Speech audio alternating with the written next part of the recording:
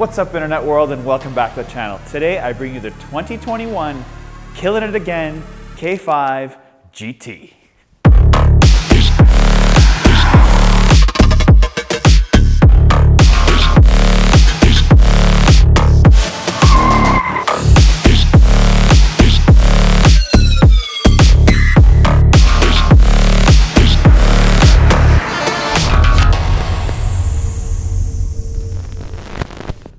But Mike, you just did the Kia K5 a few months ago and you're reviewing it again? Yes, because this is the GT version. You see, the one reviewed last time was the K5 all-wheel drive GT line. And thanks to almost 400,000 people that have watched this video so far, so I'm hoping you guys also like this one. Now, this K5 GT is basically the performance mid-size sedan from Kia. Now, what is the difference? And that's what I'm going to go through in this video. The differences between the K5 GT line and the full-out K5 GT. So here we go. Let's get into it.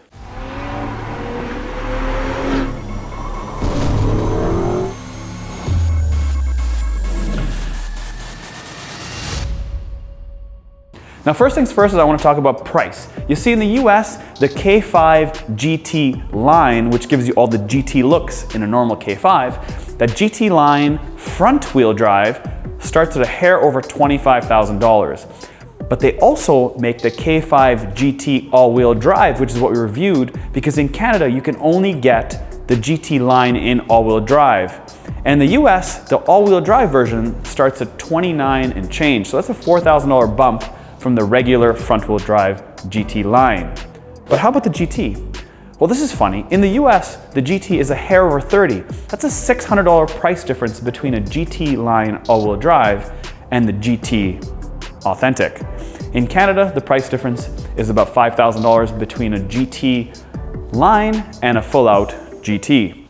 And as you'd expect, there's one fundamental change or difference between the K5 and the K5 GT line, and that is powertrain. Powertrain is completely different. Yes, they use pretty much the exact same shell. The length, the width, the styling, everything's exactly the same, almost. But the fundamental difference is the powertrain. But before I go under the hood, I want to talk about the elephant in the room, and that is that this is front-wheel drive and not all-wheel drive like the GT line. You see, in Canada, no matter what model you get all-wheel drive. But once you want the big motor, you only get it in front-wheel drive. And is Kia the only one? Because all the comments were saying, we need all-wheel drive, we need all-wheel drive. And the answer is, yes, you do, but the Camry V6 is sold front-wheel drive. The Altima Turbo is sold front-wheel drive. They sell these front-wheel drive cars because of sales. If they made this all-wheel drive and gave you the big motor and gave you everything you wanted, it actually gets really close to some of the luxury stuff. And when you get there, you get competitive. All right, so under the hood, we have a 2.5 liter four-cylinder that we sort of tasted in the Sorento. Now, this makes a little bit more horsepower. This makes 290 horsepower and 311 foot-pounds of torque. Now, in the GT line, you ask, well, that makes 180 horsepower and 195 foot-pounds of torque. But there's a big difference. And that difference is the fact that this thing has an 8-speed dual-clutch gearbox, whereas the GT line has a conventional 8-speed automatic. That dual-clutch gearbox is going to make a massive difference when it comes to shifting. This thing is going to sprint, but it's got no LSD. This thing takes regular fuel. At 311 foot-pounds of torque, it takes regular fuel. You see, unlike Ian's Mazda 3 Turbo, he has to spend the money to get 93 octane. Otherwise, he doesn't get 250 horsepower. Too bad, Ian. So on the front, there's not a big difference. The only real difference are these LED fog lights they have in the front and the dual function LED headlights. Now, they're still rocking the old logo. Now, this is the last car to actually get the old logo. Everything moving forward is the new KN logo. So the main big difference on the side of the vehicle is the fact that these things have 13.6-inch rotors on the front and 12.8-inch rotors on the back. And if you compare that with the GT line, the fronts are 12-inch. That means the back brakes on this are larger than the front brakes on that. Now, well, it does have the fancy GT logo on the calipers, but they also have 19-inch wheels versus the GT line has 18-inch wheels. On the side though, everything is pretty much exactly the same. There's no difference. This body is identical to the GT and GT line. Look the same. But on the back here, it does obviously look exactly the same with the exception of missing the fact that it says line, and on the back these are something called real exhaust. You see they're fakies on the line, but here they are authentically real, and there's 4 of them. So I am in the 2021 Kia K5 GT. So we're going to talk about all the differences of both cars on the interior. That is because, as I mentioned, we did a pretty in-depth analysis of the K5 GT line. So I'll give you guys a bit of a break. I'm just really comparing the differences. So first things first is the digital display in front of me.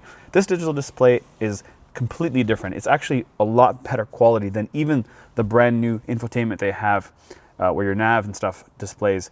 It's really nice. It also has different sort of gauges when you put in different drive modes and stuff.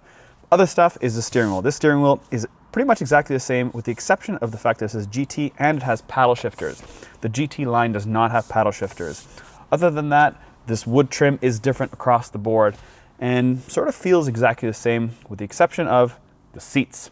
They are sort of a bucket seat. They're not just bolstered regular seats. They're a full-out bucket seats, and they've got GT on the side here, and they feel a bit more substantial.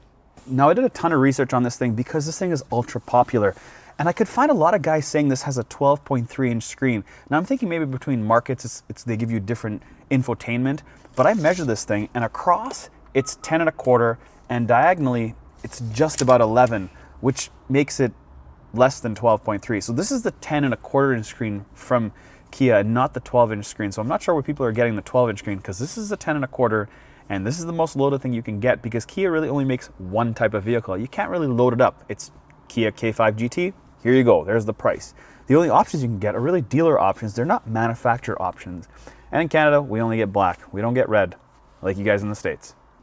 Now, the last 2 extra features this does have in the GT over the GT line is the fact it has Bose.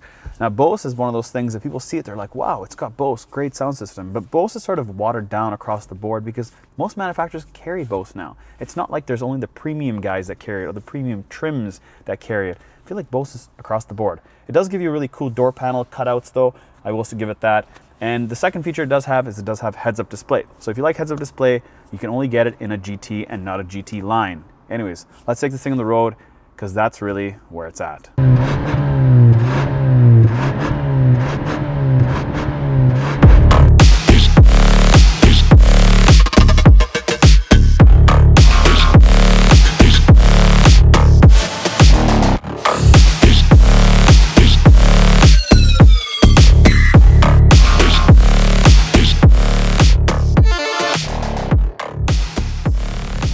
On the throttle.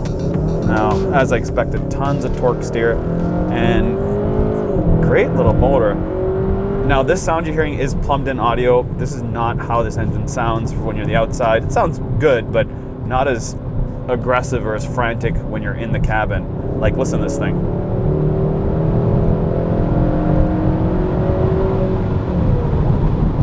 Excellent brakes, great brakes. Let's go up here, let's check the suspension out on the corner, on the throttle. Not too bad torque steer actually, pretty good. There's definitely wind noise with this larger sunroof. So you do have some controls in the infotainment on the heads-up display, so you can select turn by turn, your traffic signs, your driver convenience, and you can see it right in the middle there. It's very clear, it's nice and big, and I can adjust it. So it is a nice heads-up display. It does also have a heated front windshield. I honestly couldn't remember in the K5 GT line if it did have one or not, but this definitely has a heated front windshield. As far as the driver's display here, this is pretty much exactly the same as the Carnival that we reviewed last week, and they've done a great job. I mean, the quality is really, really nice. But I just want to sit here and I want to test out the launch control. So let's see how it is to set up. Now, we've had this GT for about a week, and there's just a ton of wheel slippage in the front. And I didn't use the launch control because I always felt like it was just going to spin out. And also, we did take this on the track, and as you can see, we competed this thing against the Mazda 3 GT Turbo, which Ian just purchased a couple weeks ago. So we wanted to really get a good comparison between the two. And I just could not hook the tires. These things were just flying.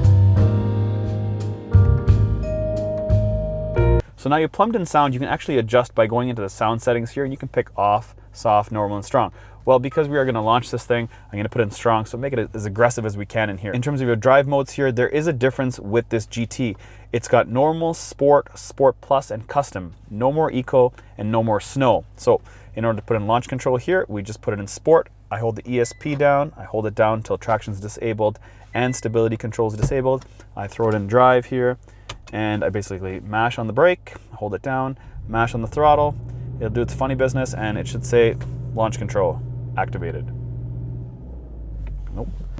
There's the difference. So now if you want to actually get launch control, you have to put in Sport Plus, and then launch control ready, let go of the brakes, and on the throttle. Still brakes traction, a little bit of hop.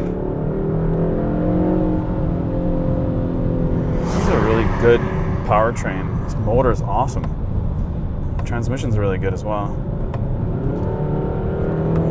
There's a slight delay with the paddle shifters, very slight, but not really noticeable too much for the average consumer. Even though the sound enhancement is on, it feels really legit. Like, there's nothing ultra fake about it. It's not like you can hear in the speakers either. It just seems good. There's a lot of wind noise though. I'd just like to maybe tighten that up a little bit.